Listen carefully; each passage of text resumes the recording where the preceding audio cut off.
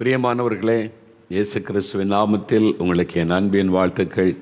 மறுபடியும் இந்த நாளில் உங்களை பார்ப்பது, உங்களோடு சேர்ந்து ஜெபிப்பது எனக்கு அதிக சந்தோஷம். நேற்று தினத்தில் ஒரு காரியத்தை குறித்து உங்களோட பகிர்ந்து கொள்ள ஆரம்பித்தேன். என்ன காரியம் என்றால், நிறைய பேருடைய உள்ளத்தில் ஒரு கேள்வி. இவங்க கடவுளே நம்பலை, இஷ்டப்படி வாழ்கிறாங்க, லஞ்சம் வாங்குறாங்க, ஊழல் பண்ணுறாங்க, கலப்படம் பண்ணி தொழில் பண்ணுறாங்க, ரவுடிசம் பண்ணி பிஸ்னஸ் பண்ணி சம்பாதிக்கிறாங்க, பக்தியாகவும் இருக்கிறாங்க, நல்லா தானே இருக்காங்க, அரண்மனமாக வீடு காரு பங்களா எல்லாமே இருக்குது, அவங்களும் நாங்கள் ஆசீர்வாதமாக இருக்கிறோம், கடவுள் ஆசீர்வதிக்கிறான்னு சொல்கிறாங்களே, அப்போ என்னது? அப்போ நம்ம கடவுளை நம்புகிறோம், ஜெபிக்கிறோம், பரிசுத்தமாக வாழ்கிறோம், நம்ம போராட்டத்தை சந்திக்கிறோம், இது என்ன காரியம் என்பதான ஒரு கேள்வி நிறைய பேருடைய உள்ளத்தில் எழும்பும். சாத்தானால் ஒரு மனிதனை ஆசீர்வதிக்க முடியுமா? சாத்தான் கொடுக்கிற ஆசீர்வாதங்கள் என்ன? கர்த்தர் கொடுக்கிற ஆசீர்வாதத்திற்கு சாத்தான் கொடுக்கிற ஆசீர்வாதத்துக்கு என்ன வித்தியாசம்? இது பைபிள் சொல்லுகிறது. இதை நம்ம தெளிவாக அறிந்து கொண்டால் நம்ம சந்தோஷமாக இயேசுவை பின்பற்ற முடியும். நான் நேற்றுக்கு சொன்னேன், சாத்தான் கொடுக்கிற ஆசீர்வாதம் பணம், பதவி, புகழ். இதான் மனுஷன் விரும்புகிறான். பணம் வேணும், பதவி வேணும், புகழ் வேணும். இதுக்கு தான் பாருங்கள், அரசியலில் போனால் அப்படி ஆயிடலான்னு நினைக்கிறான், சினிமா துறையில் போனால் அப்படி ஆயிடலாம், பிஸ்னஸில் அப்படி ஆயிடணும், எல்லா துறையிலுமே பாருங்கள். அது சர்ச்சுக்குள்ளே கூட இந்த அரசியல் பருவ காரணம் இந்த பணம், பதவி, புகழ். அப்போ பணம்னு ஒரு பணம் அவசியம் எதுக்குனாலும். அப்புறம் பதவி, பவர், ஒரு அதிகாரம் இருக்கிறாரு. அப்புறம் புகழ். இதுதான் மனுஷன் நினைக்கிறான், இது கடவுள் கொடுக்கிற ஆசீர்வாதம் என்று நினைக்கிறான். வசனம் சொல்லுது, சாத்தான் கூட இதை கொடுக்க முடியும். இயேசுகிட்டே சொல்கிறான், இந்த உலகமே எனக்கு கொடுக்கப்பட்டிருக்கு, நான் எனக்கு பிரியமானவனுக்கு இதை கொடுப்பேன் என்று சொல்லுகிறான். அப்போ சாத்தானை பிரியப்படுத்துகிறவங்களுக்கு இதெல்லாம் சாத்தான் கொடுப்பான். பணம் கொடுப்பான், பதவி கொடுப்பான், புகழ் கொடுப்பான். ஆனால் அவனால் கொடுக்க முடியாதது நிம்மதி, சமாதானம் கொடுக்க முடியாது, நிம்மதி கொடுக்க முடியாது, மோட்சத்தை கொடுக்க முடியாது. மரணத்திற்கு பிறகு பரலோக ராஜ்யத்தில் போக முடியாது, வைகுண்டம் போக முடியாது. அவன் நரகத்துக்குள்ளே சாத்தான் கொண்டு போய் விடுவான். அதனால் இதான் சாத்தான் கொடுக்க முடியாத ஆசீர்வாதம். இந்த உலகத்தில் நிம்மதி கொடுக்க முடியாது. உலக வாழ்க்கைக்கு பிறகு அந்த மோட்சம், சொர்க்கம், பரலோக பாக்கியம் என்கிற அதையும் சாத்தானால் கொடுக்கவே முடியாது. இதை நல்லா அறிந்து கொள்ளுங்க. அப்போது நேற்று தினத்தில் பார்த்த சில காரியத்திலேருந்து தொடர்ச்சியாக சில காரியம் சொல்கிறேன். நீதிமொழிகள் 28 அதிகாரம் 20 எடுங்க. நீதிமொழிகள் பைபிளை திருப்புங்க. நீதிமொழிகள் 28 அதிகாரம் 20 எடுங்க. பழைய ஏற்பாட்டில் 788 பக்கம்.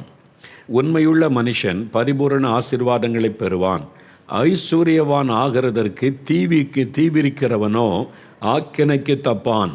பணக்காரன் ஆக வேண்டும் என்று தீவிரிக்கிறான் பார்த்தீங்களா? சீக்கிரம் பணக்காரன் ஆயிடணும், பணம் சம்பாதிக்கணும், அப்படியே புகழ் வந்துடணும், அப்படி தீவிரிக்கிறான் பாருங்க. அவன் ஆக்கினைக்கு தப்பான், அழிவுக்கு தப்பான் என்பதாக, தண்டனைக்கு தப்ப மாட்டான் என்று ஆண்டோடைய வசனம் சொல்லுது. எப்படியாவது ஐஸ்வர்யவான் ஆயிடணும். அதுக்கு தான் பாருங்களேன்,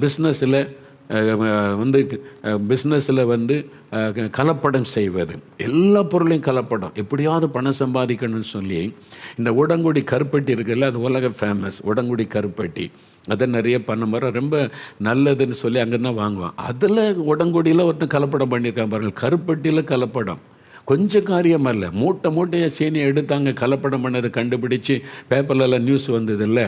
அப்போது ஒரு நம்பிக்கை துரோகி இவங்க சமுதாயத்துக்கு துரோகம் பண்ணுறவங்க. நம்பி போய் ஜனங்க பொருள் வாங்க, சுத்தமாக இருக்கும் நீ வாங்கினா, இவன் பணம் சம்பாதிக்கிறதற்கு மக்களை ஏமாற்றுகிறான், துரோகம் பண்ணுகிறான். இவன் துன்மார்க்கன் என்று பைபிள் சொல்லுகிறாரு. அதை சமுதாயத்தை பாதிக்கிற மாதிரி எவன் நடக்கிறானோ அவன் துன்மார்க்கன். அவன் ஆக்கினைக்கு தப்ப மாட்டான், தேவனுடைய தண்டனைக்கு தப்ப முடியாது. எல்லா பொருளையும் கலப்படம், எல்லாத்திலையும் கலப்படம் பாருங்க. சொல்கிறாங்க எல்லாத்திலையும், பருப்பில் கலப்படம், அரிசியில் கலப்படம், அப்புறம் ஒரு மிளகாத்தூளில் கலப்படம், மிளகுல கலப்படம். கேள்விப்பட்ட நம்ம மனசே அப்படியே துக்கப்படுகிறாரு. மனிதர்கள் வாங்கி சாப்பிடுகிற உணவில் கூட கலப்படம் பண்ணால் அவனுக்கு பயங்கரமான அவங்க துன்மார்க்கர்கள். அது ஒரு பயங்கர பாவம். எப்படியாவது பணக்காரன் ஆகணும் செய்கிறவன் ஆக்கினைக்கு தப்ப முடியாது, நியாயத்தீர்ப்புக்கு தப்ப முடியாது, தண்டனைக்கு தப்ப முடியாதுன்னு ஆண்டவர் சொல்லுகிறார். அதனால தான் எப்படியாவது பணக்காரன் ஆகணும்னு தீவிரம் காட்டக்கூடாது. இந்த பணக்காரன் ஆகணும்னு தீவிரம் காட்டுறதுனால தான் லஞ்சம் வாங்கிறது, ஊழல் பண்ணுறது, ஏமாற்றி சம்பாதிக்கிறது, அப்புறம் கடத்தல் பண்ணி அது மூலமாக பார்த்திங்களா, அந்த மாதிரி தங்கத்தை கடத்துறது, போதை மருந்துகள் கடத்துறது, ஆள் கடத்தல். இதாங்க ஹியூமன் டிராஃபிக்கிங் தான் உலகத்திலே பெரிய பிஸ்னஸ்ன்றாங்க. குழந்தைகளை கடத்துறது, பெண்களை கடத்துறது, அப்போ இதெல்லாம் எப்படியாவது பணம் சம்பாதிக்கணும், பணக்காரன் ஆயிரணும்னு சொல்லி இந்த பாவத்தை செய்வது, கலப்படம் செய்வது, கொலை செய்வது, ஒரு வீட்டுக்குள்ளே நுழைஞ்சு ஒரு ஆளை கொலை பண்ணுவது, கொள்ளையடிப்பது, கள்ளக்கணக்கு எழுதுறது, நான் பணக்காரன் ஆகணும்னு சொல்லி அரசாங்கத்தை ஏமாத்துறது, இதெல்லாம் கூட பாவம், தவறு. இவங்க மேலே சாபம் வரும், ஆக்கினைக்கு தப்ப முடியாது என்று வேதம் தெளிவாக சொல்லுகிறது. சரி, அப்படின்னா அவங்கெல்லாம் நல்லதானே இருக்காங்க? இதான கேள்வி. கலப்படம் பண்ணி சம்பாதிக்கிறான், நல்லதானே இருக்கிறான். என்றைக்கே ஒரு நாள் கண்டுபிடிக்கிறான், மறுபடியும் அதே தானே செய்கிறான். லஞ்சம் வாங்குறான், கண்டுபிடிக்கிறாங்க, கொஞ்ச நாள் ஜெயிலேருந்து வெளியே வந்தால் திரும்பி அதை தானே செய்கிறான். ஊழல் பண்ணுறான், தோல்வி அடைஞ்சு அடுத்த முறை ஆட்சிக்கு வந்தால் திருப்பி ஊழல் தானே பண்ணுறான். மக்களுடைய வரி பணத்தை ஏமாத்துறமே, அந்த மனசாட்சி கூட இல்லாதபடி அவங்க ரொம்ப அப்படி தானே பண்ணுறாங்க. இல்லை, நம்ம கண்முன்னால் பார்க்குறத வச்சு சொல்கிறேன். இல்லை, எல்லாருமே இல்லை, அதுக்குள்ளே அப்படிப்பட்ட ஆட்களும் இருக்கிறாங்கல்ல. நான் சொல்கிறேன், எல்லா துறையிலும் நல்லவங்களும் இருக்காங்க, இப்படி ஏமாற்றவங்களும் இருக்கிறாங்க. இந்த ரெண்டு தான் நம்ம அறிந்து கொள்ளணும். அரசியலில் நல்ல நேர்மையான அரசியல்வாதியும் இருக்கிறாங்க, பணம் சம்பாதிக்கிறதுக்கு என்ன திருட்டுத்தனம் பண்ணுறவங்களும் இருக்காங்க. எல்லா துறையில் ஊழியக்கார மத்தியில் இருக்காங்க, சபைக்குள்ளே இருக்கிறாங்க, நல்ல ஊழியர்கள் இருக்காங்க, கள்ள ஊழியர்கள் இருக்கிறாங்க.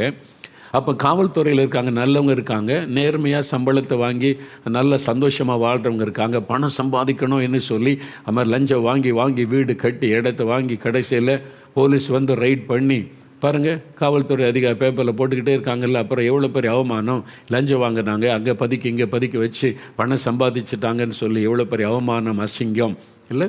அந்த சாத்தான் அதெல்லாம் மனசாட்சி அப்படியே மழுக்கி அப்படியே குருடாக்கி பணம் ஒன்று தான் என்ற நிலைமை, நிம்மதி இருக்காது. தயவுசெய்து அறிந்து கொள்ளுங்கள்.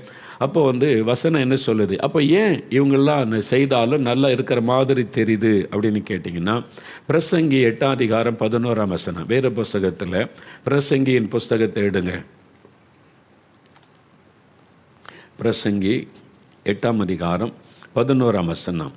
பழைய ஏற்பாட்டில் 797 பக்கம் எடுங்களேன். அந்த வசனம் பாருங்கள். துர்க்கிரியைகளுக்கு தக்க தண்டனை சீக்கிரமாய் நடவாதபடியால் மனுபுத்திரரின் இருதயம் பொல்லாப்பை செய்ய அவர்களுக்குள்ளே துணிகரம் கொண்டிருக்கிறது. இதான் ஆண்டவருடைய வார்த்தை சொல்லுது. துர்க்கிரியைகளுக்கு, இந்த துன்மார்க்கர் பாவம் செய்கிறவங்களுக்கு தண்டனை சீக்கிரமாய் நடவாதபடியால், பாவம் செய்த உடனே தண்டனை வருவதில்லை, சீக்கிரமாய் தண்டனை வராதபடியால் மனுபுத்திரரின் இருதயம் பொல்லாப்பை செய்ய அவர்களுக்குள்ளே துணிகரம் கொண்டிருக்கிறாரு. நம்ம கொள்ளடிக்கு தான் செய்கிற, நல்லா தானே இருக்கிறோம், வேணா ஒரு கேஸ் போடுவாங்க, கள்ளப்படம் பண்ணுற, நல்லா தானே இருக்கிறோம். அப்போ உடனே தண்டனை வராது. ஒரு பழமொழி சொல்லுவாங்களே, தெய்வம் நின்று கொல்லும் அப்படின்னு. அதுக்கு என்ன காரணம்? மனிதன் மனம் திரும்ப ஆண்டவர் வாய்ப்பு கொடுப்பார். எந்த மனிதனை பாவம் செய்தவுடன் ஆண்டவர் தண்டிப்பது இல்லை. அவன் பாவத்தை உணரணும், மனம் திரும்பணும், இதுதான் ஆண்டவருடைய விருப்பம். யாருமே பாவத்தில் அழிந்து போவதை ஆண்டவர் விரும்புவது இல்லை. அவன் பாவத்தை விட்டு மனம் திரும்பணும் என்கிறது ஆண்டவருடைய விருப்பம். அதற்கு ஆண்டவர் வாய்ப்பு கொடுக்கிறார், டைம் கொடுக்கிறார். அதுக்கு ஆண்டவர் அவனுக்கு பல சந்தர்ப்பங்களை தருகிறார். அதனால தான் ஆண்டவர் தாமதிக்கிறார். இந்த துர்க்கிரியைகளுக்கு உடனே தண்டனை கிடைக்காததுனால துணிகரம் கொள்ளுகிறது என்று. அதனால் நம்ம அந்த பணக்காரனாக விரும்புகிறவங்க இவங்களை பற்றி வசனத்தில் பைபிளில் இருந்து ஒரு வசனத்தை நல்லா கவனிக்க. 1 தீமோத்தேயு 6ஆம் அதிகாரம் 9-10 வசனம் பாருங்கள். 1 தீமோத்தேயு 6ஆம் அதிகாரம் 9-10 வசனத்தில் என்ன சொல்லி இருக்கிறது பாருங்கள். புதிய ஏற்பாட்டில் 296 பக்கம். ஐஸ்வர்யவான்களாக விரும்புகிறவர்கள், இந்த ஐஸ்வர்யனாக விரும்பாதன்னு பைபிள் சொல்லுது. ஐஸ்வர்ய பணக்காரன் ஆயிரம் விரும்பாதங்க. அப்படி விரும்புகிறவர்கள் சோதனையிலும் கண்ணியிலும் மனுஷரை கேட்டிலும் அழிவிலும் அமிழ்த்துகிற மதிகேடும் சேதமுமான பலவிதமான இச்சைகளில் விழுகிறார்கள். அவனுடைய முடிவு பாருங்கள். பலவிதமான இச்சைகளில் விழுவாங்க, குடிகாரனாவாங்க, துன்மார்க்கமாக நடப்பாங்க. ஏன்னா பணம் கொள்ளையடிக்கிற, கஷ்டப்பட்டு சம்பாதிக்கிறது இல்லைல்ல, திருட்டுத்தனமாக சம்பாதிக்கிற பணத்தை வச்சு இஷ்டப்படி வாழ்ந்து தங்களுக்கு கேட்டை வருவித்து கொள்ளுவது. பண ஆசை எல்லா தீமைக்கும் வேறாயிருக்கிறது. சிலர் அதை இச்சித்து விசுவாசத்தை விட்டு வழி விலகி அநேக சோதனைகளாலே தங்களை உருவ குத்தி கொண்டிருக்கிறார்கள். பண ஆசைக்கு எடுக்கொண்டிருக்கிறவங்க தங்களை தாங்களே காயப்படுத்துகிறவங்க. லஞ்சம் வாங்கி ஊழல் பண்ணுறவங்க என்ன அர்த்தம்னா, அநியாய சம்பாத்தியம் பண்ணுறவங்க தங்களை தாங்களே காயப்படுத்தி கொள்ளுகிறவர்கள் என்று வசனம் சொல்லுது. அவங்களே காயத்தை உண்டாக்கி கொள்கிறவங்க, நிம்மதி இருக்காது, சமாதானம் இருக்காது. அதனால தான் இந்த ஐஸ்வர்யவானாகி சாத்தானால் பதவி புகழ் எல்லாம் கிடைச்சாலும் உள்ளத்தில் நிம்மதி இருக்காது, சமாதானம் இருக்காது. அப்போ நம்ம ஐஸ்வர்யவான் ஆகக்கூடாதா? ஆண்டவருடைய பிள்ளைகள், கிறிஸ்தவர்கள், இயேசுவை பின்பற்றவங்க பணக்காரன் ஆகக்கூடாதா அப்படின்னு சொன்னால் ஆகலாம். அப்படி தான் ஆகலாம். நம்ம பணக்காரன் ஆகன்னு விரும்பக்கூடாது. கர்த்தர் என்னை ஆசீர்வதிக்கணும்னு கர்த்தருடைய ஆசீர்வாதத்தை விரும்ப வேண்டும். ரெண்டுக்கும் வித்தியாசம் இருக்குது. பணக்காரன் ஆகணும், ஐஸ்வர்யவான் ஆகணும்னு விரும்பக்கூடாது. ஆனால் கர்த்தர் என்னை ஆசீர்வதிக்கணும், கர்த்தருடைய ஆசீர்வாதம் எனக்கு வேணும்னு விரும்பணும். நீதிமொழிகள் 10ஆம் அதிகாரம் 22ஆம் வசனத்தில் என்ன சொல்லியிருப்பாருங்க? நீதிமொழிகள் 10ஆம் அதிகாரம் 22ஆம் வசனத்தில் ஆண்டவருடைய வார்த்தை என்ன சொல்லியிருப்பாருங்க? நீதிமொழிகள் 10:22 எடுத்துட்டிங்களா? பழைய ஏற்பாட்டில் நீங்கள் பார்க்குறீங்க. 771 பக்கம். கர்த்தரின் ஆசீர்வாதமே ஐஸ்வர்யத்தை தரும். நல்ல கவனிங்க. ஐஸ்வர்யம், பணம் அதை விரும்பாதங்க. கர்த்தருடைய ஆசீர்வாதத்தை விரும்பினா கர்த்தருடைய ஆசீர்வாதம் உங்களுக்கு ஐஸ்வர்யத்தை தரும். அதனோடே அவர் வேதனையை கூட்டார். வேதனை இல்லாத ஒரு ஐஸ்வர்யம் தேவன் கொடுக்கிறார். சாத்தான் கொடுக்கிற ஆசீர்வாதம் நிம்மதி இருக்காது, சமாதானம் இருக்காது, வேதனை இருக்கும். ஆண்டவர் கொடுக்கிற ஆசீர்வாதத்தின் ஐஸ்வர்யம் வேதனை இருக்காது. ஏன்னா அது நீதியாக நேர்மையாக தான் ஆண்டவர் ஆசீர்வதிப்பார். ஆண்டவரே, நான் கொள்ளையடிக்க போகிறேன், கலப்படம் பண்ண போகிறேன், நான் அகப்பட்டு கொள்ளாமல் இருக்க ஜெபிக்கிறேன்னா ஆண்டவர் பதில் தர மாட்டார். திருடனுக்கு ஆண்டவர் துணை போக மாட்டார். நீங்கள் அநியாய சம்பாத்தியத்துக்கு கர்த்தர் துணை போக மாட்டார். அது தப்பு. அநியாய சம்பாத்தியம் கர்த்தருக்கு அருவருப்பு. அதை செய்யாதன்னு தான் கர்த்தர் ஆலோசனை கொடுப்பார். நீங்கள் அநியாய சம்பாத்தியத்துக்கு ஆண்டவர்கிட்டலாம் போக முடியாது. இயேசு கிறிஸ்துக்கிட்ட உங்களுடைய சம்பாத்தியம் நேர்மையானதாக இருக்கணும், கடினமாக உழைக்கணும், கடினமாக பிரயாசப்படணும். நியாயமான விதத்தில் நீங்கள் பிரயாசப்படும் போது தேவன் ஆசீர்வதிப்பார். அப்படி கர்த்தர் ஆசீர்வதித்து உங்களை ஐஸ்வர்யவான் ஆக்குவார். நீங்கள் அப்படி ஐஸ்வர்யன் ஆகும்போது வேதனை இல்லாத ஐஸ்வர்யத்தை கர்த்தர் தருவார். அதான் ரெண்டுக்குள்ள வித்தியாசம். கர்த்தர் கொடுக்கிற ஐஸ்வர்யத்திற்கும் சாத்தான் கொடுக்கிற ஐஸ்வர்யத்துக்குள்ள வித்தியாசம். சாத்தான் பணம், புகழ் எல்லாம் தருவான். ஆனால் வேதனை இருக்கும், நெருக்கம் இருக்கும், நிம்மதி இருக்காது, சமாதானம் இருக்காது. ஆனால் கர்த்தர் கொடுக்கிற ஆசீர்வாதத்தில் வர ஐஸ்வர்யம் வேதனை இல்லாதது. அதான் வசனத்தில் பார்க்கிறோம். பாருங்கள், நீதிமொழிகள் 15ஆம் அதிகாரம் 6ஆம் வசனம் பாருங்கள். நீதிமொழிகள் 15ஆம் அதிகாரம் 6ஆம் வசனம் 775ஆம் பக்கத்தில், துன்மார்க்கனுடைய வருமானத்திலோ துன்பம் உண்டு. துன்மார்க்கனுடைய வருமானம், தப்பான விதத்தில் வருமானம் அதில் துன்பம் தான் இருக்கும். ஆஸ்பத்திரி செலவுக்கு தான் போகும், வீணாக தான் செலவாகும், அதில் ஆசீர்வாதம் இருக்காது. துன்மார்க்கனுடைய வருமானத்தில் துன்பம் உண்டு. அதனால் 28ஆம் அதிகாரம் 20ஆம் வசனம் பாருங்கள். நீதிமொழிகள் 28:20 அழகாய் ஆண்டவர் ஒரு வார்த்தை சொல்லுகிறார் பாருங்கள். 28:20 முதல், உண்மையுள்ள மனிதன் பரிபூரண ஆசீர்வாதங்களை பெறுவான். அப்போ உண்மையாக இருக்கிறவங்க, உங்களுடைய பிஸ்னஸில் உண்மையாக இருக்கணும், நேர்மை உண்மை இருக்கணும், உங்களுடைய வேலையில் உண்மை நேர்மை இருக்கணும். அப்போ உண்மையுள்ள மனுஷனுக்கு தான் பரிபூரண ஆசீர்வாதம், சமாதானம், ஆரோக்கியம், நம்முடைய அனுதின தேவையான ஆசீர்வாதம், ஒரு குறைவில்லாத வாழ்க்கை, நமக்கு நல்ல உணவு, நல்ல உடை, நல்ல தங்குகிற இடம், ஒரு குறைவில்லாத அதான் ஒரு பரிபூரண ஆசீர்வாதம், பூரண ஆசீர்வாதம். அது உண்மையுள்ள மனிதனுக்கு தான், ஏமாற்றுகிறவங்களுக்கு கிடையாது. கிறிஸ்தவனாக இருந்தும் ஏமாற்றுகிற பிஸ்னஸ் பண்ணிங்கன்னா அது ஆசீர்வாதம் கிடையாது. அதனால் இதை அறிந்து கொள்ளுங்கள். உண்மையுள்ள மனுஷனாக இருக்கணும். ஆனால் சாத்தான் ஒரு மனிதனுக்கு பணம், புகழ், பதவி கொடுத்து அடிமையாக்கிடுவான். அவங்கள அப்படியே அடிமையாக்கி சிறைப்படுத்திடுவான். நம்ம அப்படி, அதான் சாத்தானுடைய திட்டம். அவனுக்கு பணத்தை கொடுத்து, பொருளை கொடுத்து, பதவி கொடுத்து அடிமையாக்கி எல்லா பாவத்தை செய்ய வச்சு கடைசியில் நரகத்து கொண்டு போயிடணும். சாத்தானுடைய எய்மை. ஏன் உங்களை ஆசீர்வதிக்கிறான் தெரியுமா? உங்களை நரகத்துக்கு கொண்டு போகணும், அவ்வளோதான். அவனுடைய முடிவு கடைசியில் உங்கள் ஆத்மா நரகத்துக்குள்ளே வரணும். என் கூட நரகத்துக்கு வந்துரு. அதுக்கு தான் அவன் நாள் சேர்க்குறான். அதுக்கு எல்லா ஆசீர்வாதத்தையும் அவன் தருவான்.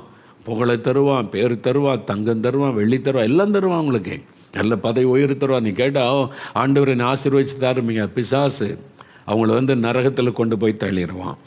ஆனால் கர்த்தர் கொடுக்குற ஆசீர்வாதம் அப்படி கிடையாது. அதனால தான் லூக்கா 16ஆம் அதிகாரம் எடுங்க பைபிளில். இயேசு என்ன சொல்கிறார்? லூக்கா 16ஆம் அதிகாரம், லூக்கா எழுதின சுவிசேஷம் 16ஆம் அதிகாரத்தில் இயேசு ஒரு முக்கியமான காரியத்தை சொல்கிறார்.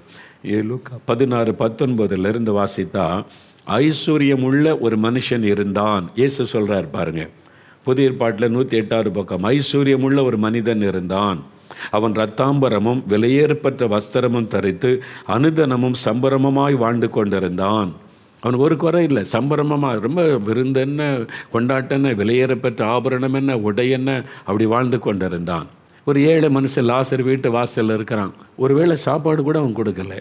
நாய்கள் நாய்க்கு போடுற எச்சி சாப்பாட்டை சாப்பிட்டு கொண்டு இருந்தான். ஒரு நாள் மரித்த பிறகு வசனம் சொல்லுகிறாரு, அவன் பாதாளத்திலே வேதனைப்பட்டான். 23ஆம் வசனம். பாதாளத்திலே வேதனைப்பட்ட நரகத்தின் அக்கினியில், ஐயோ எனக்கு நாக்கெல்லாம் வருளுது, ஒரு சொட்டு தண்ணி கிடைக்காதான் இயங்குகிறான். அப்போ இயேசு அதை குறித்து தெளிவாக பாதாளத்திலே வேதனைப்படுவான். தவறான சம்பாத்தியம், ஐஸ்வர்யம் என்று சொல்லி ஏமாற்றி சம்பாதித்து பணக்காரன் ஆகிறவங்க நரகத்தின் அக்னியிலே வேதனை அடைவாங்க. இந்த உலகத்தில் பெரிய அவன் பெரிய கார்பரேட்டுங்க, அவன் பெரிய ஆடுங்க, அவங்க சொல்கிறது தான் அரசாங்கமே கேட்குங்க, இருக்கலாங்க. செத்து போன பிறகு அவனுடைய ஆத்மா நரகத்தில் தள்ளப்பட்டு வேதனை அனுபவிக்கும். அதனால்தான் ஐஸ்வர்யம், நம்ம கர்த்தர் தன் பிள்ளைகளையும் ஐஸ்வர்யவான்களாய் ஆசீர்வதிக்க விரும்புகிறார். தேவ பிள்ளைகள் ஐஸ்வர்யவான்களாக உயர்த்தப்படுவது தப்பு கிடையாது, பாவம் கிடையாது. ஆனால் தேவன் நம்மை ஆசீர்வதித்து ஐஸ்வர்யவான் ஆக்கும்போது, உங்களுடைய பிஸ்னஸில் ஆசீர்வதித்து உயர்த்தும் போது, உங்களுடைய வருமானத்தை ஆண்டவர் பெருக பண்ணி உங்களை ஐஸ்வர்யவானாக உயர்த்தும் போது நீங்கள் கவனம் செலுத்த வேண்டிய காரியம் என்ன தெரியுமா? 1 தீமோத்தேயு 6ஆம் அதிகாரம் 17-18 வசனம் பாருங்கள். 1 தீமோத்தேயு 6ஆம் அதிகாரம் 17வது வசனம். நல்லா கவனிங்க. ஆண்டவர் உங்களை ஆசீர்வதிக்கிறாரு, ஐஸ்வர்யம் பெருகுகிறது, வியாபாரத்தில் பெருகிக்கிட்டே இருக்குது. இடத்துக்கு மேலே இடம் வாங்குறீங்க, கட்டடத்து மேலே கட்டடம் வாங்குறீங்க, காருக்கு மேலே கார் வாங்குறீங்க.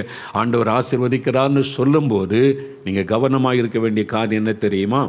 இவ்வுலகத்திலே ஐஸ்வர்யம் உள்ளவர்கள் இருமாப்பான சிந்தை உள்ளவர்களாய் இராமல், இருமாப்பான சிந்தை, நான் பெரிய பணக்காரன், ஐஸ்வர்யம், பணத்தை வச்சு என்ன வேணாலும் செஞ்சிருவேன், இந்த இருமாப்பான சிந்தை இருக்கக்கூடாது, அழிஞ்சு போயிடுவீங்க.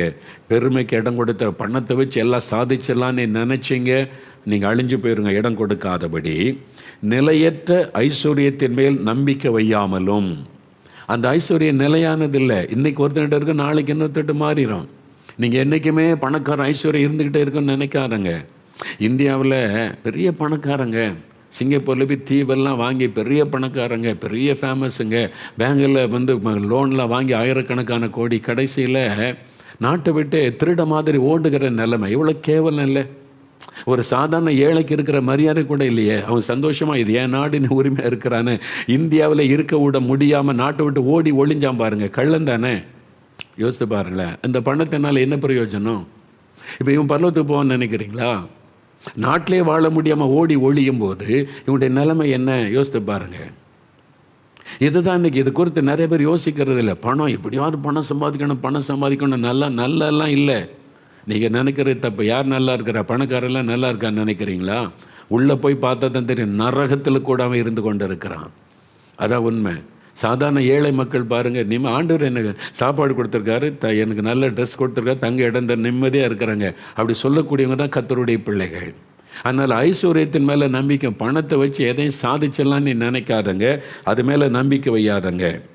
நாம் அனுபவிக்கிறதற்கு சகலவித நன்மைகளையும் நமக்கு சம்பூரணமாய் கொடுக்கிற ஜீவனுள்ள தேவன் மேல் நம்பிக்கை வைக்கணும். கர்த்தர் தான் என் நம்பிக்கை. இந்த வியாபாரம் அல்ல, இந்த ஐஸ்வர்யம் அல்ல, இந்த சொத்துக்கள் அல்ல, இதெல்லாம் கர்த்தர் கொடுத்தார். என் நம்பிக்கை கர்த்தர் தான். அவர் மேலே நம்பிக்கை வைக்கணும். நீங்கள் வழி விளைக்கிறக்கூடாது. நீங்கள் நிறைய பேர் பணம் வந்த உடனே அவருடைய இருதயம் வழி விளைக்கிறோம். பணத்து மேலே எண்ணம் போயிடும். பணம் பணம் பணம். ஜெபம் குறைஞ்சிரும், வேத வாசிப்பு குறைஞ்சிரும், சர்ச்சுக்கு போகிறது போயிடும், ஊழியம் செய்கிறது போயிடும். பணம்னு போய் தன்னுடைய ஆசீர்வாதத்தை இழந்து போன பலரை எனக்கு தெரியும். அதனால் இந்த மாதிரி நீங்கள் ஆண்டவர் உங்களை ஆசீர்வதித்து உயர்த்தினா நீங்கள் இதிலெல்லாம் கவனமாக இருக்கணும். உபாகமம் 8ஆம் அதிகாரம் 17-18 வசனம் எடுங்களேன். 2-3 வசனங்களை நீங்கள் தெரிந்து வைத்திருந்தால் நல்லது. உபாகமம் 8ஆம் அதிகாரம் எடுங்க. பழைய ஏற்பாட்டில் 234வது பக்கம், 235வது பக்கம் அந்த வசனத்தை எடுங்க. உபாகமும் 8ஆம் அதிகாரம் 17-18 பாருங்கள். என் சாமர்த்தியமும் என் கை பலனும் இந்த ஐஸ்வர்யத்தை எனக்கு சம்பாதித்தது என்று நீ உன் இருதயத்தில் சொல்லிக் கொள்ளாமலும் இருக்க எச்சரிக்கையாயிரு. இது நான் சம்பாதிச்ச சொல்ல நான் கஷ்டப்பட்டு சம்பாதிச்சேன், எங்கள் அப்பா ஒன்றுமே வைக்கல, நான் சம்பாதிச்சேன்னு பிள்ளைகிட்ட மாறு தட்டுவாங்க. அப்படி பேசாதங்க. இது நான் சம்பாதிச்ச என் சாமர்த்தியம், என் பலன், நான் சம்பாதிச்சு இவ்வளோ சொத்து வாங்கியிருக்கேன், நான் சம்பாதிச்சு வியாபாரத்தை பெருக பண்ணியிருக்கிறேன், அப்படி சொல்லாதங்க. ஆண்டவர் எச்சரிக்கையாருங்க, இந்த மாதிரி பேசாதங்க. அடுத்த வசனத்தை பின்பகுதி பாருங்க. ஐஸ்வர்யத்தை சம்பாதிக்கிறதற்கான பலனை உங்களுக்கு கொடுக்கிறவர் கர்த்தர். நல்லா அறிந்து கொள்ளுங்க. ஐஸ்வர்யத்தை சம்பாதிப்பதற்கு உங்களுக்கு பலன் கொடுக்கிறவர் கர்த்தர். ஒரு சின்ன வியாதி வரட்டும், பக்கவாதம் வரட்டும், முடங்கிருவீங்க. முடிஞ்சது. என்னத்தை நீங்கள் பிஸ்னஸில் சாதிக்க முடியும்? முடங்கிறோம், அவ்வளோதான். எத்தனை வியாபாரிகள் இந்த கொரோனா காலத்தில் ஐசியூவில் போய் மரண போராட்டத்தோடு வெளியே வந்தீங்க. யோசித்து பாருங்கள். பணம் காப்பாற்ற முடியாது. உங்கள் பலம் திறமெல்லாம் சொல்லிடாதங்க. ஆண்டோடைய கிருபை, அவர் எங்களை ஆசீர்வதித்தா தாழ்மையாக சொல்லுங்கள். சம்பாதிக்கிறதுக்கு எனக்கு சுகபலன் கொடுத்தவர் கர்த்தர். நான் செய்கிற கையின் பிரயாசத்தை ஆசீர்வதித்தது கர்த்தர். அவருக்கு தான் முதலிடம் கொடுக்கணும். இந்த வேலையை கொடுத்தவர் கர்த்தர். வேலை செய்ய எனக்கு பலன் கொடுத்தவர் கர்த்தர். நான் வேலை செய்கிறதுக்கு நல்ல ஆரோக்கியம் கொடுத்தவர் கர்த்தர். அவருக்கு முதலிடம் கொடுங்க. அப்போ தான் உங்களோட ஐஸ்வர்யம் நிலைக்கும். இல்லாவிட்டால் நீங்கள் இழந்து போகிற சூழ்நிலை உண்டாகும். ஆண்டவரால் சாத்தானால தான் இந்த பணம், புகழ், பதவியெல்லாம் கொடுக்க முடியுமா? கர்த்தர் கொடுக்க முடியும். எல்லாரும் கர்த்தரால் ஒரு மனிதனை ஆசீர்வதித்து உயர்த்த முடியும். ஆண்டவர் சொல்றார், ஆதியாகமம் 12:2 ஆபிரகாம் பார்த்து சொல்லும்போது, உன் பெயரை நான் பெருமைப்படுத்துவேன். அவர் உங்களுடைய பெயரை பெருமைப்படுத்தி புகழை தர முடியும், உங்களை உயர்த்த முடியும். உபாகமம் 28:1 சொல்லுகிறார், கர்த்தர் உன்னை மேன்மையாக வைப்பார். அப்போ நம்முடைய தேவன் நம்மை உயர்த்துகிறவர், நம்மை மேன்மைப்படுத்துகிறவர். கர்த்தரால் இந்த ஆசீர்வாதம் நமக்கு உண்டாகும். பாருங்க, நீ உன்னை கீழாகாமல் மேலாவாய், நீ வாலாகாமல் தலையாவாய். வாக்குத்தத்தம். நீங்கள் விசுவாசிங்க. கர்த்தர் என்னை உயர்ந்த ஸ்தானத்தில் வைப்பார். பிஸ்னஸ்னால் பிஸ்னஸில் உயர்த்துவார், வேலைன்னா வேலையில் உயர்த்துவார். அது வாக்கு நீங்கள் விசுவாசித்தால் கர்த்தர் அப்படியே செய்வார். நீங்கள் வேலை செய்கிற இடத்துல நீங்கள் தலையாக இருப்பீங்க. நீங்கள் பிஸ்னஸ் செய்கிற இடத்துல உயர்ந்த ஸ்தானத்தில் இருக்கும்படி கர்த்தர் ஆசீர்வதிப்பார். தேவ சித்தம். தேவன் உங்களை ஆசீர்வதிக்கத்தான் விரும்புகிறார். ஆனால் பெருமைக்கு இடம் கொடுத்துறாருங்க. செப்பனியா 3:20 நான் உன்னை கீர்த்தியும் புகழ்ச்சியமாய் வைப்பேன். ஆண்டவர் சொல்றார், கீர்த்தியும் புகழ்ச்சியமாய் வைப்பேன் ஆண்டவர் சொல்றார். இலங்கைக்கு போயிருந்தப்போ அவங்க சொன்னாங்க, ஒரு பெரிய செல்வந்தர், ஆனால் ரொம்ப தாழ்மையாக இருப்பார். அங்களுடைய வியாபாரிகள் மீட்டிங்கில் அவர் ஷேர் பண்ணார். அப்போ யாருன்னு நான் விசாரித்த போது, டெல்மா என்கிற டீ, அதாவது உலக பிரசித்தி பெற்றது அந்த டீ. இலங்கையில் இருக்க அந்த டீ வேர்ல்டு ஃபேமஸ். நிறைய 5 ஸ்டார் ஹோட்டல்லாம் வச்சுருப்பாங்க. அவங்க வீட்டுக்கு போயிருந்தா நல்ல கர்த்தருடைய பிள்ளைகள், நல்ல இயேசு ஆவியில் ஆராதிக்கிறவங்க, ஜெபிக்கிறவங்க, ரொம்ப தாழ்மையானவங்க, உலக பிரசித்தி பெற்ற டீ ஓனர் நல்ல தேவனுடைய பிள்ளை, தேவன் உயர்ந்த ஸ்தானத்தில் வைத்திருக்கிறார். இதே மாதிரி எத்தனை பேர் நான் போகிற நிறைய பட்டணங்கள் ஆட்களை பார்க்குறேன், நிறைய ஊர்களில் பார்க்குறேன். கர்த்தர் தன் பிள்ளைகளை உயர்த்தி கனப்படுத்தி உயர்ந்த ஸ்தானத்தில் வைத்திருக்கிறார். பெரிய செல்வந்தர்களாய் வைத்திருக்கிறார். நிறைய பேரை சந்திக்கிறேன். இலங்கையில் பார்த்துருக்கிறேன், மலேசியாவில், சிங்கப்பூரில் பார்த்துருக்கிறேன், பல நாடுகளில் நான் பார்த்துருக்கிறேன். அவங்கெல்லாம் கர்த்தரால் உயர்த்தப்பட்டு ரொம்ப உயர்ந்த நிலைமையில் இருக்கிறாங்க. ஆனால் ஆண்டவருக்கு முதலிடம் கொடுக்குறாங்க. அதனால் அப்படி இருக்கிறாங்க. அதனால் கர்த்தர் இந்த ஆசீர்வாதத்தை தருகிறவர் என்பதை மறந்துடக்கூடாது. சரி, ஆனால் ஆண்டவர் ஏன் நம்மை ஆசீர்வதிக்கிறார்? நம்மை ஆசீர்வதித்து நம்ம ஐஸ்வர்யவானாக்கி உயர்ந்த ஸ்தானத்தில் வைக்க விரும்புகிறார். எதற்காக? அவர் நம்மை ஆசீர்வதிப்பது உண்மை இல்லை, ஆண்டவர் நம்மை ஆசீர்வதித்து உயர்த்துவது உண்மை. ஆனால் எதுக்காக அப்படின்னு கேட்டால் 3 காரியத்தை மனதில் வைங்க. முதலாவது, நீங்கள் கர்த்தரை மகிமைப்படுத்துவதற்கு தேவன் உங்களை உயர்த்துகிறார். நான் போன அப்படி பெரிய செல்வந்தர்கள் எல்லாம் பெருமையாக பேசலை, ரொம்ப தாழ்மையாக இது கர்த்தர் எங்களுக்கு கொடுத்ததுன்னு சந்தோஷமாக சொல்லி பலரை என் ஊழிய பாதையில் நான் பார்த்துருக்கிறேன். நம்ம அதை பார்க்குறோம். அதனால தான் இது நான் சம்பாதித்ததுன்னு பெருமையாக சொல்லாமல் இது கர்த்தர் கொடுத்த ஆசீர்வாதம்னு ஆண்டவரை நீங்கள் மகிமைப்படுத்துங்க. இது கர்த்தர் கொடுத்தது, அவ்வளோதான். கர்த்தர் தான் எங்களுக்கு எல்லாமே அப்படி சொல்லணும். ஆதியாகமம் 14:21-22 வாசித்தீங்கன்னா, ஆபிரகாம் 5 ராஜாக்கள் சிறைப்பட்டு போன போது யுத்தம் பண்ணி அவங்களை காப்பாற்றி கொண்டு வருகிறான். சோதோமின் ராஜா சொல்கிறான், ஜனங்களெல்லாம் நான் எடுத்துக்கொள்கிறேன், நீங்கள் தான் காப்பாற்றினீங்க, பொருளெல்லாம் நீங்கள் எடுத்துக்கொள்ளுங்க, நீங்கள் உயிரை காப்பாற்றினீங்கல்ல, என் ஜனங்களை மட்டும் கொடுத்துருங்க, பொருளெல்லாம் எடுத்துக்கொள்ளுங்க அப்படின்னு சொல்கிற ராஜா. எவ்வளோ பொருளுங்க, வெள்ளி பொண்ணுன்னு என்னென்ன பொருள் இருந்திருக்கோம். ஆபிரகாம் சொல்கிறான், வேண்டாம், ஒரு சின்ன ஒரு தொடை கூட நான் எடுக்க மாட்டேன், ஒரு வாரை கூட எடுக்க மாட்டேன், நீங்கள் வைத்துக்கொள்ளுங்க. ஏன்னா நீங்கள் கடைசியில் ஆபிரகாமை நான் தான் செல்வந்தன் ஆக்கினேன்னு நீங்கள் சொல்லாதபடி என்னை ஆசீர்வதிக்கிறவர் கர்த்தர், என்னை செல்வ சீமானாய் வைத்திருக்கிறவர் கர்த்தர், என்னை ஐஸ்வர்யவானாய் வைத்திருக்கிறவர் கர்த்தர். ஒரு ராஜா எனக்கு பணம் கொடுத்து நான் உயர்த்தப்பட்டேன் என்று சொல்லக்கூடாது. எப்படி தாவீது அங்கே ஆபிரகாம் கவனமாக இருக்கிறார் பார்த்தீங்களா? கர்த்தரை மகிமைப்படுத்துகிறார். நாங்கள் திருமணமாகி நான் என் மனைவி கூட்டு குடும்பத்தில் தான் 5 வருஷம் இருந்தோம். என் பெற்றோரோடு என் சகோதரர்களோடு கூட 5 வருஷம். அதுக்கப்புறம் ஊழியத்தை நிமித்தம் நாங்கள் ஷிஃப்ட் ஆனோம் எங்களுடைய ஊழிய கேம்பஸுக்குள்ளே வீட்டுக்கு. அவன் வீடு ஷிஃப்ட் ஆகும்போது என் மனைவிகிட்ட சொன்னேன், இந்த வீட்டில் இது நமக்கு கர்த்தர் கொடுத்த வீடு, இப்போ நம்ம இந்த வீட்டுக்கு குடியேறுகிறோம், இந்த வீட்டில் இருக்கிற எந்த பொருளும் இயேசு நமக்கு கொடுத்ததாக இருக்கணும். உங்கள் வீட்டிலேருந்து எதுவும் வரக்கூடாது, எங்கள் வீட்டிலேருந்து எதுவும் இந்த வீட்டுக்குள்ளே வரக்கூடாது. நான் சொல்லிடுவேன் எங்கள் அப்பா அம்மாட்ட, ஒன்றும் எங்களுக்கு வேண்டாம், நீ மாதிரி உங்கள் வீட்டில் இருந்தும் மகள் தனியாக கொடுத்தன போகிறதுனால பொருள் வாங்கி கொடுக்கணும், எதுவும் வரக்கூடாது. நம்ம வீட்டில் இருக்கிற எல்லா பொருளுமே கர்த்தர் நமக்கு கொடுத்ததாக இருக்கணும் அப்படின்னு சொன்னேன். சரி அப்படின்னு சொல்லி ஜெபம் பண்ணி, இன்றைக்கி எங்கள் வீட்டில் இருக்கிற எதுவும் யாரும் நான் இறக்கப்பட்டு கொடுத்தேன் அப்படின்னு யாரும் சொல்கிற மாதிரி கிடையாது. நாங்கள் பெருமையாக சொல்ல, இது கர்த்தர் கொடுத்தாரு. எங்கள் வீட்டில் இருக்கிற ஒவ்வொரு பொருளும் கர்த்தர் எங்களுக்கு கொடுத்தாரு, என் ஆண்டவர் கொடுத்தாரு, என் கர்த்தர் கொடுத்தாரு. அப்படி தான் சொல்லுவதில் நான் மகிழ்ச்சி அடைகிறேன். அதனால் அந்த பொண்ணு வீட்டிலேருந்து வரணும், அவங்க வீட்டிலேருந்து வரணும், இந்த மாதிரி சில கிறிஸ்தவங்க சில்லறத்தனமாக நடக்கிறீங்க. நகை வரணும், பீரா வரணும், அவங்க வாங்கி கொடுத்தா சந்தோஷங்க, அது தப்பு கிடையாது. டிமாண்ட் பண்ணி கேட்குறீங்க பார்த்தீங்களா, அசிங்கம் அதெல்லாம். அப்படி சொல்லாதங்க, கேட்காதுங்க. நீங்கள் சொல்லுங்கள், கர்த்தர் கொடுத்த ஆசீர்வாதம், கர்த்தர் எங்களுக்கு தந்திருக்கிறார் எல்லாமே, நாங்கள் எதுக்கு மற்றவங்கள்ட்ட எதிர்பார்க்கணும்? கர்த்தரை முதல்ல மகிமைப்படுத்துங்க. ரெண்டாவது, தேவன் ஏன் நம்ம கர்த்தருடைய பிள்ளைகளை ஆசீர்வதித்து செல்வந்தர்களாய் மாற்றுகிறார்? உங்களுடைய பிஸ்னஸ் ஆசீர்வதித்து ஏன் பெருசாக்குகிறார்? ஏன் உங்களை ஆண்டவர் இன்னும் பெருசாக உயர்த்தி கொண்டு இருக்கிறார் தெரியுமா? நீங்கள் தேவனுடைய ராஜ்யம் கட்டப்பட உதவியாக இருப்பதற்கு. முதலாவது தேவனுடைய ராஜ்யம். மத்தேயு 5:16 நம்ம பார்க்குறோம். மத்தேயு 5:16 அதிகாரத்தில் வாசிக்கிறோம்ல, முதலாவது தேவனுடைய ராஜ்யத்தை அவனுடைய நீதியை தேடும். 33 மத்தேயு 6:33. அப்போ முதலிடம் தேவனுடைய ராஜ்யத்திற்கு. ஏன் ஆண்டவனுடைய பணம் கொடுக்குறாரு?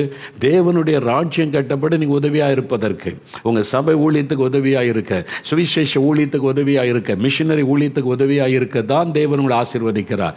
நீங்கள் அதை மறந்துட்டு வீட்டுக்கு வீடு மேலே வீடு, பிஸ்னஸ் இடத்துக்கு மேலே இடம் வாங்கி அதையே பிரபலப்படுத்தி கொண்டு இருந்தீங்க. கர்த்தருக்கு கொடுக்க வேண்டிய அளவு கொடுக்கலைன்னா ஒரு நாள் உங்களுடைய ஆசீர்வாதம் தடைப்பட்டு விடும். தேவன் கொடுத்து ஆசீர்வதிப்பார். நீங்கள் ஜெபிக்கிறீங்க, கர்த்தருக்கு பிரியமாக இருக்கிறீங்க, ஒரு நாள் உங்களுடைய பிஸ்னஸ் முடக்கப்பட்டுரும். அப்படி நான் பார்த்துருக்கிறேன். நல்ல ஆசீர்வதிக்கப்பட்ட திடீர்னு பிஸ்னஸில் முடக்கப்பட்டு நெருக்கப்பட்டு கஷ்டம். அப்போ நீங்கள் கர்த்தருக்கு எவ்வளோ கொடுக்குறீங்க? அவருடைய ராஜ்யம் கட்டப்பட எவ்வளோ கொடுக்குற? தேவன் கொடுத்ததில் எந்த அளவு நீங்கள் தேவனுடைய ராஜ்யம் கட்ட கொடுக்குறீங்க, அதை வச்சு தான் கர்த்தருடைய பாதுகாப்பு உங்களுடைய பிஸ்னஸில் இருக்கும், வருமானத்தில் இருக்கும். அதை மறந்துடக்கூடாது. அப்போ எந்த அளவு கர்த்தர் ஆசீர்வதிக்கிறாரோ அந்த அளவு நீங்கள் தேவனுடைய ராஜ்யம் கட்டப்பட கொடுக்கணும். சுவிசேஷ ஊழியத்திற்கு, மிஷினரி ஊழியத்திற்கு, சபை ஊழியத்துக்கு கொடுத்து நீங்கள் தாங்க தான் தேவன் ஆசீர்வதித்து உயர்த்தி கொண்டே இருப்பார். புரியுதா உங்களுக்கு?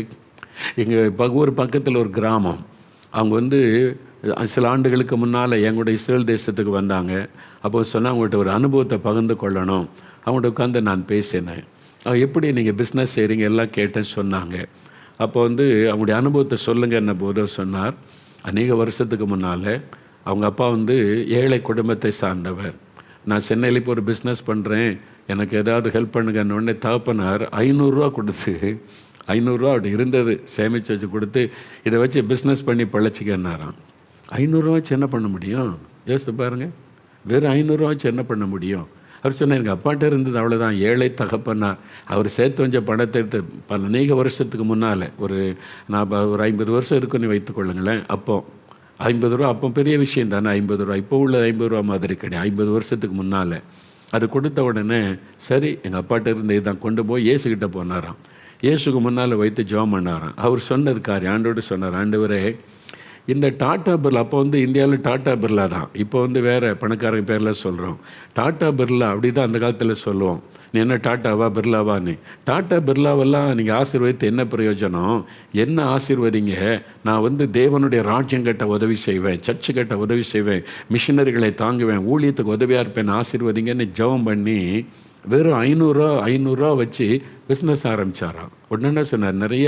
எப்படிலாம் நடந்ததுன்னு சொன்னார். அதை ஷார்ட்டாக சொல்கிறவங்களுக்கு, இன்றைக்கு இது சொல்லும்போதே ஒரு 20 வருஷம் முன்னால் அவர் சந்தித்து பேசும்போது 20 வருஷத்துக்கு முன்னால் அப்போ சொன்னார், இன்றைக்கு எனக்கு சென்னையில், பெங்களூரில், டெல்லியில், பாம்பேயில் எல்லா இடமும் பிஸ்னஸ் தந்திருக்கிறாரு. ஒவ்வொரு மாதமும் எங்கள் சர்ச்சுக்கு தசமபாக மாத்திரம் 2.5 லட்சம் ரூபாய் நான் கொடுக்குறேன். 20 வருஷத்துக்கு முன்னால் நான் சொல்கிறார். அப்போது அவர் கொடுத்தாரு, ஒரு மாதம் தசமபாக மாத்திரம் 2.5 லட்சம் ரூபாய் என் சபைக்கு நான் கொடுக்குறேன். அது மாத்திரம் ஞாயிற்றுக்கிழமை ஆனால் எங்கே பிஸ்னஸ் இருந்தாலும் வந்துடுவேன். டெல்லியில் இருந்தாலும் பம்பையில் இருந்தாலும் நைட்டோட நைட்டை ஃப்ளைட்டில் வந்துடுவேன். சண்டே ஆராதனை முடிஞ்ச உடனே ஊழியம், என் சபையோடு சேர்ந்த ஊழியம், ஆண்டவருக்கு முதலிடம். அதனால் கர்த்தர் ஆசீர்வதிக்கிறார். நீங்கள் எதுக்கு முதலிடம் கொடுக்குறீங்க? யோசித்து பாருங்கள். ஞாயிற்றுக்கிழமை சர்ச்சில் போய் ஒரு காணிக்கு போட்டு வந்துட்டால் பெரிய நினச்சிக்கிற பெருமையாக, சிலர் போய் ஆசீர்வாதத்தை எடுக்கிறது பெருமைக்கு லட்சக்கணக்காக பணம் போட்டு சபையில் ஏழைகளை அவமானப்படுத்த இல்லை, அது பெருமையாக நினைக்கிறீங்களா? அதுக்கு தான் ஐஸ்வர்யம் கொடுத்தாரு ஆண்டவர். ஏழை மக்களுக்கு உதவி செய்ய உங்கள் பெருமையை காமிக்கிறதுக்கு ஐஸ்வர்யம் கொடுத்தாரு. ஏழை அப்போ தேவனுடைய ராஜ்யம் கட்டப்பட உதவி செய்யணும். முதலாவது கர்த்தரை மகிமைப்படுத்தணும். நீங்கள் ஐஸ்வர்யன் ஆக ஆக கர்த்தருக்கு தான் மகிமை கொடுக்கணும். ரெண்டாவது தேவனுடைய ராஜ்யம் கட்டப்பட உதவி செய்யணும். அதுக்கு தான் ஆண்டவர் தருகிறார். மூன்றாவது சமுதாயத்துக்கு உதவியாக இருக்கணும். நீங்கள் இருக்கிற ஏரியா, உங்களுடைய கிராமம், உங்களுடைய பட்டணம், அந்த மக்களுக்கு நீங்கள் நன்மை செய்யணும், உதவியாக இருக்கணும். நிறைய பெரிய பணக்காரன் கிறிஸ்தவங்க இருக்கிறீங்க, ஒரு ஸ்கூல் கட்டி கொடுங்க ஏழைகள் பிள்ளை ஸ்டூடெண்ட்ஸுகளுக்கு, படிப்புக்கு ஹெல்ப் பண்ணுங்க. அங்கே இருக்கிற விரைவுகளுக்கு உதவி செய்யுங்க. சாப்பாட்டுக்கு வழி இல்லாமல் இருக்கிறாங்களே, அவங்களுக்கு ஒருவேளை சாப்பாடுக்கு, ஒரு 10 பேருக்கு ஒருவேளை சாப்பாடு கொடுங்க. ஏன் உங்களுக்கு செய்ய முடியாது? அவங்களுக்கு வசதியில் நினைக்க எவ்வளோ ஆண்டவர் தந்திருக்கிறார்ல. அதுக்கு உங்களை சுற்றி இருக்கிற ஏழை மக்களுக்கு என்ன செய்கிறீங்க? விதவைகளுக்கு என்ன செய்கிறீங்க? தேவன் அதையெல்லாம் பார்ப்பார். 1 தீமோத்தேயு 6ஆம் அதிகாரம் எடுங்க, மறுபடியும் 1 தீமோத்தேயு 6ஆம் அதிகாரம் திரும்ப எடுங்க. அந்த வசனத்தை வாசித்துட்டு நம்ம ஜெபிக்க. 1 தீமோத்தேயு 6ஆம் அதிகாரம் 18வது வசனம் 19 பாருங்கள். அது ஐஸ்வர்யவான்களுக்கு ஆண்டவர் பேசும்போது 18 சொல்கிறாரு, நன்மை செய்யவும், நல்ல வசனத்துக்கு நன்மை செய்யவும், நற்கிரியைகளில் ஐஸ்வர்யவான்களாகவும் தாராளமாய் கொடுக்கிறவர்களும் உதார குணமுள்ளவர்களாய் இருக்கும்படிக்கும் நித்திய ஜீவனை பற்றுக்கொள்ளும்படி வருங்காலத்திற்காக தங்களுக்கு நல்ல ஆதாரத்தை பொக்கிஷமாக வைக்கவும் அவர்களுக்கு கட்டளையிடு. பார்த்தீங்களா? நன்மை செய்யுங்க, நற்கரியைகளை செய்யுங்க, தாராளமாக ஏழைகளுக்கு உதவி செய்யுங்கன்னு வேதம் சொல்லுகிறாரு. இதெல்லாம் செய்யாட்டா உங்களுடைய ஐஸ்வர்யத்துக்கு கர்த்தருடைய பாதுகாப்பு போயிடும். ஒரு நாள் உங்களுடைய பிஸ்னஸ் முடக்கப்பட்டு விடும். அன்னைக்கு தவிப்பீங்க, ஏன் இந்த மாதிரி ஆயிட்டே இப்படி ஆயிட்டேன்னு சொல்லி. தேவனுடைய பாதுகாப்பு உங்களுடைய பிஸ்னஸ் மேலே இருக்கணும்னு சொன்னால் நீங்கள் தேவனுடைய ராஜ்யத்துக்கு உதவியாக இருக்கணும். ரெண்டாவது, ஏழைகளுக்கு நீங்கள் சுற்றிலும் இருக்கிற பாதிக்கப்பட்ட மக்களுக்கு உதவி செய்யணும். உங்களுடைய பணத்தின் மூலம், உங்களுடைய ஐஸ்வர்யத்தின் மூலம். அப்போ தான் தேவன் மேலும் ஆசீர்வதிப்பார். உங்களுக்கு பாதுகாப்பு உண்டாயிருக்கும். இல்லாட்டா ஒரே நாளில் உங்களுடைய பிஸ்னஸ் ஸ்தம்பித்து போய்விடும். ஆண்டவர் பார்ப்பார், கொடுத்து பார்க்குறார். ஏன் இவன் என் வசனத்தின்படி நடக்க மாட்டேங்கிறான், உலக மக்களை போல நடக்கிறான், நான் ஏன் இவன் ஆசீர்வதிக்கணும்னு கர்த்தர் கையை எடுத்துருவார். அதனால வசனத்தின்படி வாழ அர்ப்பணித்து கொள்ளுங்க. ஆண்டவரை மகிமைப்படுத்தி அவர் கொடுத்த ஆசீர்வாதம். ரெண்டாவது, அவருடைய ராஜ்யத்தை கட்ட நான் செலவு செய்யணும். மூணாவது, ஏழை மக்களுக்கு நான் உதவியாக இருக்கணும். அதுக்கு தான் ராக்ஃபெல்லர்னே அந்த காலத்தில் ஒரு பெரிய வேர்ல்டு ஃபஸ்ட்டு, அவன் தான் உலகத்திலே பெரிய பணக்கார் ராக்ஃபெல்லர்ன்னு சொல்லி. அவருடைய கட்டடம் நியூயார்க்கில் முக்கியமான மென்ஹாட்டனில் இருக்கிறாரு. அங்கே தான் முதல்ல உயரமான கிறிஸ்மஸ் ட்ரீ நாட்டுவாங்க. நான் போய் அந்த இடத்தை பார்த்துருக்கிறேன். இஸ்ரேல் தேசத்தில் ராக்ஃபெல்லர் ரிசர்ச் சென்டர் இருக்கிறது. அதாவது வியாதேசருக்கு ஹெல்ப் பண்ணக்கூடிய ரிசர்ச் சென்டர் எல்லாம். அவர் வாலிபனாக இருந்தபோது அவருடைய சபை ஊழியக்காரர் ஒருத்தர் வந்தார், ஒரு வாலிபன். அவர்கிட்ட பேசும்போது அவர் ஆண்டவர் மேலே உற்சாகமாக இருப்பதை அறிந்து பேசும்போது சொன்னார், தம்பி, உன்னால் எவ்வளவு முடியுமோ அவ்வளோ பணம் சம்பாதி, எவ்வளோ முடியுமோ உன் திறமையை பயன்படுத்தி ஜெபம் பண்ணி நல்லா எவ்வளோ முடியுமோ அவ்வளோ பணத்தை சம்பாதி. அதே மாதிரி அடுத்து சொன்னார், உன்னால் எவ்வளவு முடியுமோ அவ்வளோ ஊழியத்துக்கு கொடு, ஏழைகளுக்கு கொடு. சம்பாதிச்சு அவ்வளோத்தை நீயே வச்சுக்கிடாத. எவ்வளோ முடியுமோ அவ்வளோ ஊழியத்துக்கு கொடு, ஏழைகளுக்கு கொடு. அதான் ராக்ஃபெல்லருடைய மனசில் போடப்பட்ட விதை. அந்த ஊழியக்காரர் அதுக்கு ஒப்பு கொடுத்தார். ராக்ஃபெல்லர் அவ்வளவு உதவி செய்.